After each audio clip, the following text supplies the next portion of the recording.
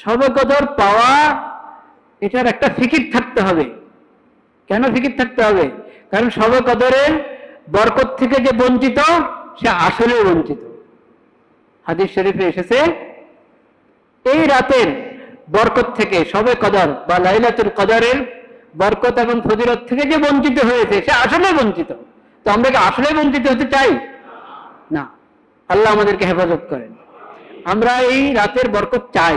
তো এই বরকতের রাত, এই রাতের বরকত পেতে হলে আমাকে ফিকির করতে হবে, চিন্তা করতে হবে, ভাবতে হবে, দোয়া করতে হবে, আল্লাহ শবে কদরের বরকত যাতে আমি পেয়ে যাই।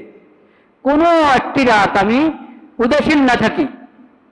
উদাসীন যদি থাকলাম, রাত পার হয়ে গেল উদাসীন অবস্থায়, মাগরিবটা জামাতে পড়া হলো না, মাগরিব জামাতে পড়া হলো না কোন এক রাতে, তো হতে পারে আমি শবে কদর থেকে বঞ্চিত হয়ে গেলাম।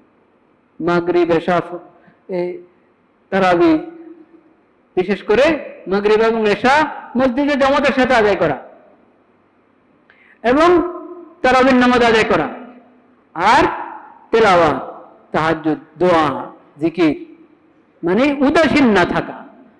যে কোনো রাত্রে যদি আমি পুরো রাত বা রাতের অধিকাংশ অংশ উদাসীন থাকলাম, গুনাহে লিপ্ত থাকলাম, তাহলে আমি শবে কদর পাওয়ার আশা করতে পারি? আল্লাহুম্মা ইন্নাকা আফুউন তুহিব্বুল আফওয়া ফা'ফু আন্নী। আল্লাহুম্মা ইন্নাকা আফুউন, আল্লাহ আপনি তো ক্ষমাকারী, ক্ষমা করেন, আপনি ক্ষমা করাকে পছন্দ করেন, আপনি ক্ষমা করাকে ভালোবাসেন এবং ক্ষমা করতেই থাকেন। তাহলে ফা'ফু আন্নী, আল্লাহ আপনি আমাকে ক্ষমা করে দেন, আমাকে ক্ষমা করে দেন।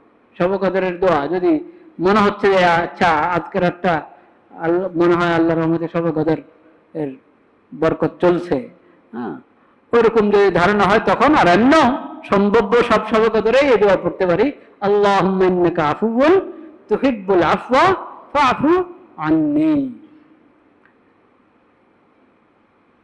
রমজানের দিন এবং রাত, বিশেষ করে শেষ দশকে যদি গুনাহ থেকে না বাঁচি, আমি অহেতুক অর্থের কাছ থেকে না বাঁচি, তাহলে শবে কদরের বরকত পেয়েছি এই আশা তো করা মুশকিল।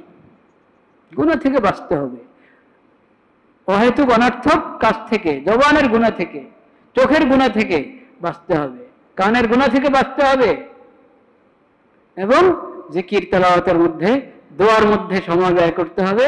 তাহলে ইনশাআল্লাহ আমরা শবে কদর পেয়ে যাব, ইনশাআল্লাহ।